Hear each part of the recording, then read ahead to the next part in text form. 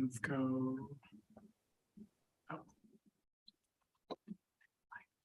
You were good there, Eric, with that.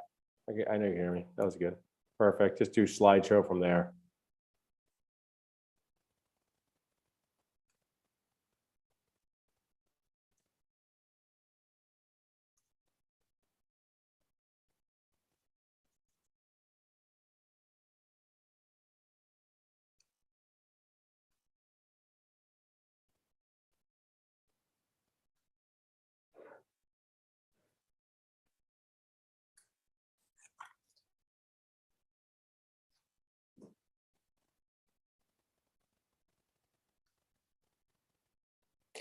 Hey, Dental Nachos World, it's Paul, Dr. Nacho. I'm in my offsite conference room today, taking care of a moderator that's not feeling 100%, but lucky through the wonders of the internet, I can still broadcast this amazing show with our awesome sponsor, Student Loan Planner.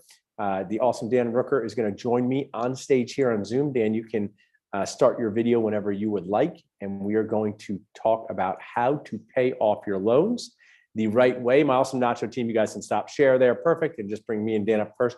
People want to see my face as big as possible. Dan, that's what they want to do at all times in life. So Dan, thanks for being on Nacho TV. We have an awesome content on Nacho TV show for our audience today, but just share with them. A lot of our audience already knows Student Loan Planner. You guys have been amazing sponsors. I called Travis the Batman of student loan repayment. What do you guys do on a day in, day out basis? If you had 4 sentences to describe what does Student Loan Planner do day in and day out to help dentists? What's that? So we help dentists figure out which repayment plan fits their situation the best based on what they want to do. Sometimes that's pay as little as possible. Sometimes that's I want to pay the amount that helps me get to where I want to go with my practice. That doesn't always mean the lowest dollar amount, because usually that's something like working for the VA. Yeah. Paying off your loans as quickly as possible can cause major problems. I've seen it happen. It can cause major problems with your liquid assets for purchasing a practice. I didn't know about any of this before I met you guys and started podcasting with Rob Montgomery of the Dental Amigos. We're going to dig into your presentation in a minute, but if people can text loans to 215-798-9897. We'll connect them with you guys to do a consultation. You guys do consultations at this awesome place. They got $300,000 in debt, saying, I don't know how to pay this off. What happens during these loan consultations? During these loan consultations, you get a one-on-one look at your cash flow versus your student loan balance and the different repayment plans available to you. So there's 9 federal plans. There's Pay It Down to Zero within those. There's also Pay It Down to Zero outside of the federal repayment system. At the end of the call, you get a follow-up email that says, here are the next steps to take in order to achieve what you want to achieve, what we've agreed on for you and spouse, if spouse is there. If both people have loans, then we walk through both loans together too. And you guys have done the Lord G.V. Black's work. That's a famous dentist. One of my favorite dentists out there. Him and his wife went to you and he says, Paul, you have awesome sponsors in El Nachos, helped us with reviews, helped us with online scheduling, but no one has helped my wife and I as much as Student Loan Planner. So I want to thank you for being that type of resource in our Nacho community. So now we're going to turn it over to you and let you share your screen. On my 3-year-old, make sure you can share your screen. I know people who are watching live in Zoom, you can ask questions in the chat. Watching this later on and just at the screen and I will hear them. Just kidding, we will not. You can reach out with questions to us at Dental Nachos at salsa@dentalnachos.com. So we are going to let Dan share his screen. Can everybody see this? You look awesome there, Dan. So I'm going to just drop back. I'm here if you need me, but I'm looking forward to listening to you. I always learn something from you. Thanks so much for being here. Thank you for having me, Paul. All right, so on screen, what everyone should see, just in the upper left-hand corner is our good friend, Bob Guac. And Bob has $521,000 in student loans. Looks like Bob graduated pretty recently from dental school. And if I look over at Bob's file, what I see is a mixture of different types of direct loans. When I look at any borrower's file and this is an anonymized file, but um, I can see that looks like there's no undergrad loans, just dental school loans. And when I say just, I mean not just. There are quite a few loans here, but became a borrower July of 2017, has all direct loans. When I look at a file, I look at first borrower begin date, and then I look at the mixture of loans that they have. That tells me which of the 5 income-driven plans they could be on. Then I can look over to the right in their file to see what plan they're actually on. Now, this particular borrower, Bob, graduated during the pandemic. So what happened was Bob's loans went from in-school status to grace period, which happens for all of your direct Stafford loans, and Bob's direct plus loans, which is everything above what you can take out for Stafford loans each year. For example, like this particular year in 2019, looks like 13,500 was taken out in direct Stafford loans, and the rest of that year's or that semester's costs were taken out from direct plus loans. One of the major differences between these two types of loans is the origination cost. This costs 1% of the loan balance to take the loan out. This costs 4% of the loan balance to take the loan out. Another major difference would be the interest rate. This might be at, say, 6%, and plus loans are always at plus 1% every year. So we've got a mixture of loans. Stafford loans enter grace period finishing dental school, and then plus loans enter deferment while Stafford loans are in grace period. If I have the opportunity to talk to a 4th-year dental class before they graduate, I say, everybody in here, if they know what to do with their loans, is going to not use their grace period. They're going to consolidate to leave grace period behind and enter an income-driven plan. They can't just elect into an income-driven plan, they have to consolidate. So it doesn't look like Bob did that. He waited the full 6 months, used his grace period, and those months don't count towards income-driven plans or a whole lot, really. From that point forward, those loans entered repayment, and then they were immediately overridden to administrative forbearance, which is the time frame that we're in right now. We're in this payment pause, and this payment pause, which is scheduled to end at the end of this month, may get extended, but until that payment pause ends, everyone who has direct loans is in administrative forbearance. Now, as Paul said earlier, if you do have questions along the way, just throw them into the chat and I'll answer them as we're going. Because you might have loans that look similar to this, or you might have loans that looked similar to this, and maybe a question pops up. So what Bob hasn't done yet is he hasn't elected to be in an income-driven plan. And what he could do is elect to be in an income-driven plan and start getting those payments to count towards his long-term 20 or 25-year plan. Becoming a borrower in 2017 for the first time means that Bob could pick from any one of these 5 plans. And these 5 plans, go back to 1993 all the way up to 2014. And they take a different amount of your income each year based on when you became a borrower. If you were a borrower before July 1st of 2014, then you're not eligible for this last plan that Bob Guak could pick from. If you have a mixture of FFEL loans and direct loans, then the only plan you can pick from is this plan. If you have all direct loans, then you can pick from any one of the 5, limited by when you became a borrower. If you became a borrower after October 1st of 2007, then you could pick this plan here. After October 1st, 2007. So there are other facts and features about these plans. I'm happy to answer them. If I went through every fact and feature, it might take longer than we have for the webinar. Most of the people that are graduated a couple years ago or have undergrad loans in addition to their dental school loans are picking between these 2 loans right here, these 2 loan plans. And how those are majorly different would be, if you're married. The revised pay-as-you-earn plan says always taking spouse's income no matter how you file. And the pay-as-you-earn plan says, well, you can leave the door open to filing separately. And if you file married filing separate, then we'll exclude spouse's income from the calculation. Oh, and the plan is 5 years shorter than the revised pay-as-you-earn plan. If you're single, then, and you have, we'll say typical dental school loan balance, then maybe the interest subsidy is beneficial to you. And the revised pay-as-you-earn plan is the only one that has that available. And how that works is if your interest rate was, say, 6% for Bob here, then this is the interest that you're swimming against every 30 days. This is the amount that the balance goes up by every 30 days when the payment pause ends. And you make your payment. Let's say that your payment is $1,000 a month. And then what's left over is what the balance grows by every 30 days. And that's what it would grow by on pay-as-you-earn. But on revised pay-as-you-earn, it grows by exactly half that. So you could look at revised pay-as-you-earn as being a temporary holding spot to make your balance grow more slowly until your practice revenue gets up to a point where you decide that you want to pay this down to zero instead.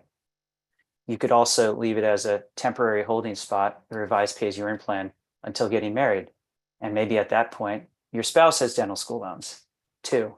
And in that case, you're probably best off on the plan that's 5 years shorter. So a couple different ways Bob could have taken this. You know, when I talked to Bob Guak, Bob was single. I recommended get on the revised pay-as-you-earn plan, benefit from the interest subsidy, spend a couple years as an associate or a year in preparation for a practice purchase. At that point in time, pick the plan that makes the most sense to you until practice revenue increases. These plans down here, these are these are not based off of your income. I used to call them no one should be on them plans. That's not necessarily the case in today's interest rate environment. But just in short, what they are is this is the default plan. This is what does it cost to pay your loan balance down in 10 years? And if you need a rough approximation, it's probably around here per month.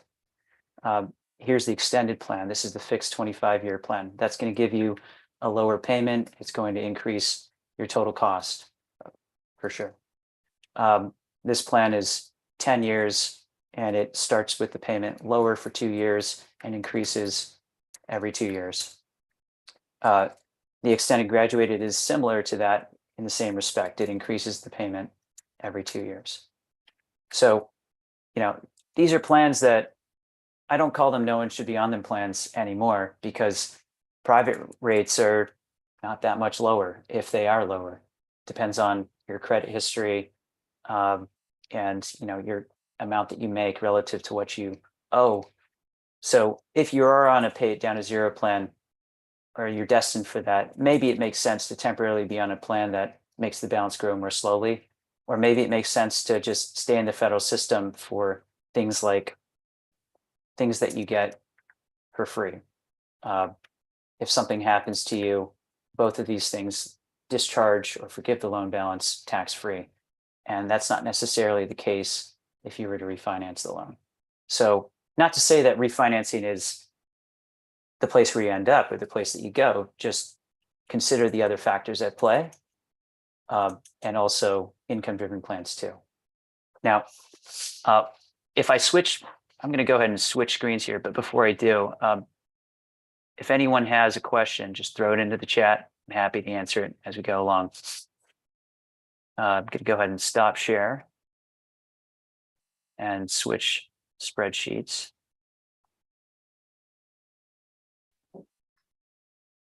Dan, my team really loves a good spreadsheet, so they're really enjoying just seeing the spreadsheet. They're all spreadsheet fanatics at Nacho headquarters. So, oh yeah, you're brightening their day, their afternoon here. Awesome. When you asked that question earlier, like, what do we do each and every day? I should have said we spend all day in spreadsheets, but because that's what we do, and through those spreadsheets, hopefully change some lives. All right, so here's Bob's balance. I'm going to throw it down at the 6% interest rate,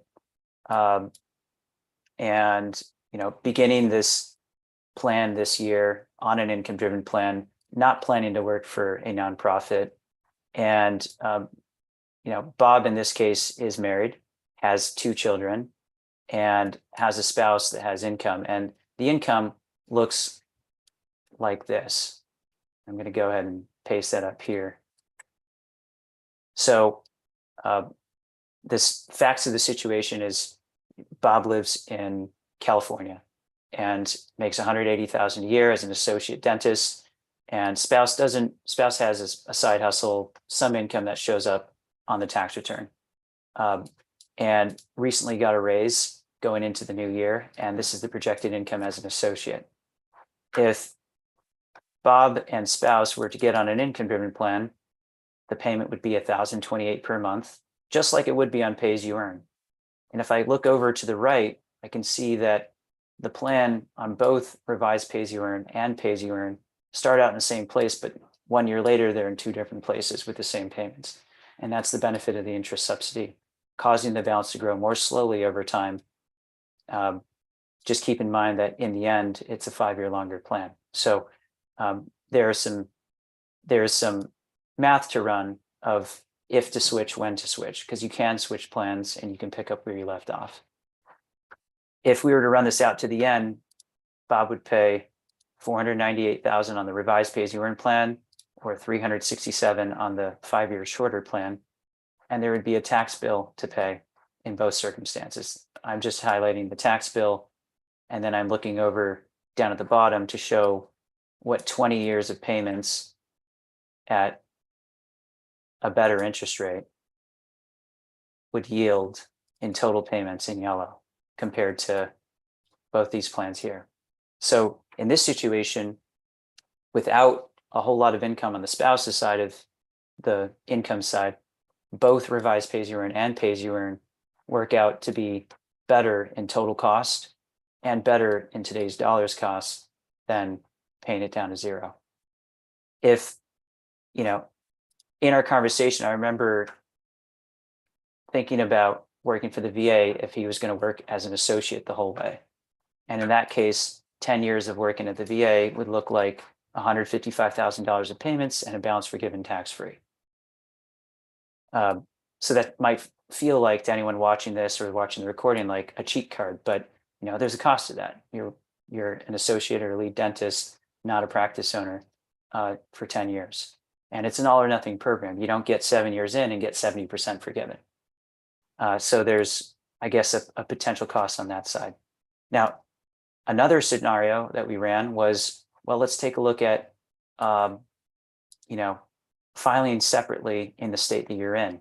And when you file separately, when you make a lot more than your spouse in a state that, like California, there's 11 of them, they're community property states, you can split your income equitably between you. And on your tax return, it looks like you each make $92,000 in this case.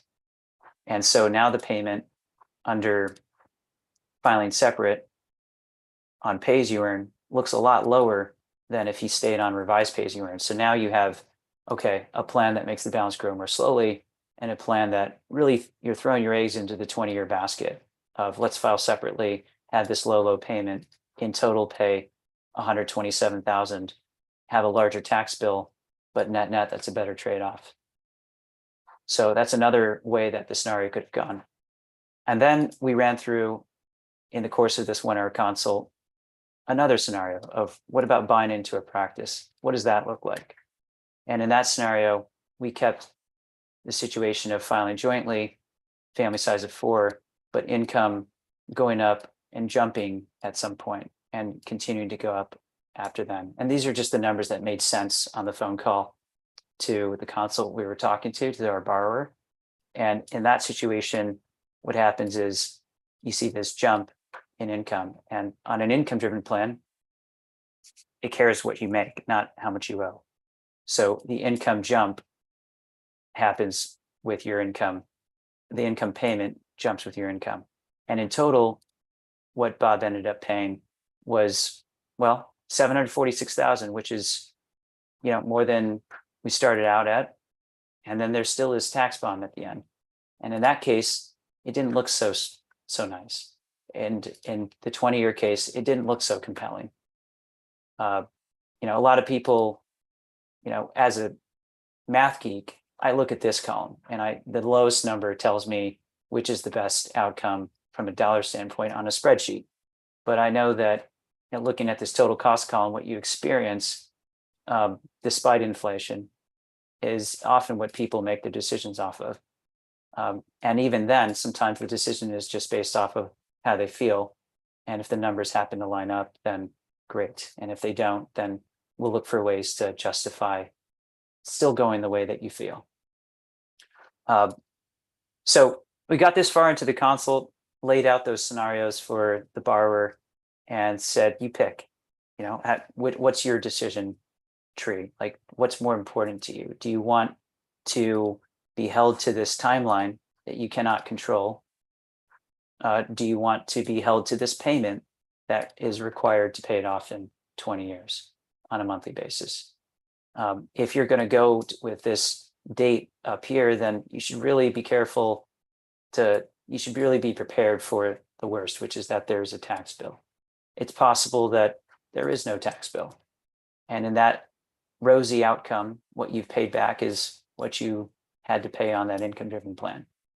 No tax bill. In that situation where there is a tax bill, and I would plan on one, I call it plan for the worst, hope for the best. There should be some monthly amount stashed away for that future date. And we help solve for that in the consult. We help show you, like, here's the monthly fixed number. It doesn't grow with your income. It's the number that we estimate you'd have to save on a monthly basis. And if invested at, I guess we're using a 5% rate of return here, then you'd have enough net of capital gains taxes. So we do calculate that too, to pay for this tax bill at a 40% tax rate. So a lot of things going on there, and I've jumped through it pretty quickly. But this decision can be hard to make when you have all these numbers in front of you. So what we usually do at the end of the consult is we wrap it together with this tab here. And this is our net worth calculator tab. This helps us decide, like, how impactful is the student loans? How does it affect the long run? So what I'm going to do is I'm just going to demonstrate the long-term plan where Bob Guac, it becomes a practice owner in 5 years and has experiences an increase in income. And in that situation, if Bob and his family saved 15% of their income and they had 60,000 saved up so far, then 37 years from now, work becomes optional. And if instead of saving, having saved 60,000, if Bob inherited, 250,000 next year, or immediately even, that would still push the timeline out pretty far. 33 years from now, work becomes optional. If instead of that, Bob and family save 30% of their income, 23 years from now, work becomes optional. And if PSLF became an option,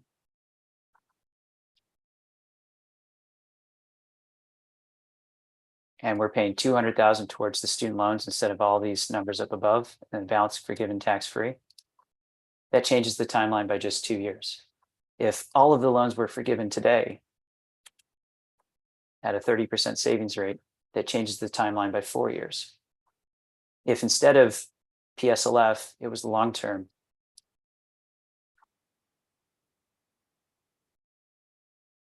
and we're back to here at 23 years. If instead Bob decided to pay it down to 0, it changes it by 1 year. So we built this calculator not to have long drawn out financial planning conversations, but really just to frame the student loan decision within the scope of what's important. Let's not miss the forest for the trees. It's important to save. And if you can do that savings and maybe include your student loan payments as part of your savings rate every year, then work becomes optional sooner than later.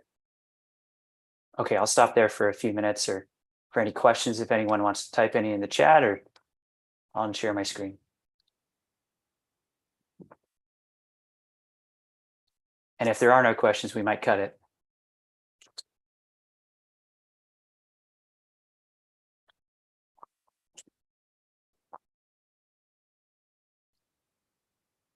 Okay, well,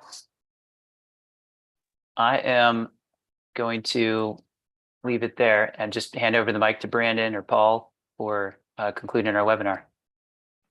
Hey, Dan, thank you so much. That was awesome. Obviously, every time I get to hear from you, I learned something new or a couple more nuances about just the whole world of student loans and repayment options, and how you've been and continue to help the dentists and the dental nachos community. So that was really informative, and I hope everybody appreciated it. So thank you once again. Like I said, any questions come through, If it comes through late, you can always kind of just reach out to us at Dental Nachos, salsa@dentalnachos.com, and ask a question, and then we'll make sure if we don't know the answer, we'll get you in contact with Dan and his team. Dan, how do people reach out to you directly? If they want to reach out to me directly, you can email dan@studentloanplanner.com. If you have a question that's general in nature, email help@studentloanplanner.com. If you want to, do a consult directly with me, email me, dan@studentloanplanner.com. If you just want to book a consult with the soonest available consultant, go to studentloanplanner.com, get help, or text Dental Nachos, and you've got a way to get in touch. Yes. You guys can also text the word loans to 215-543-6454. That's loans to 215-543-6454. And we can help you get in contact with Dan and his team. So thank you again, Dan. It's been great having you as always. And we will see you again next time. Thanks everybody for watching. Thank you, everyone.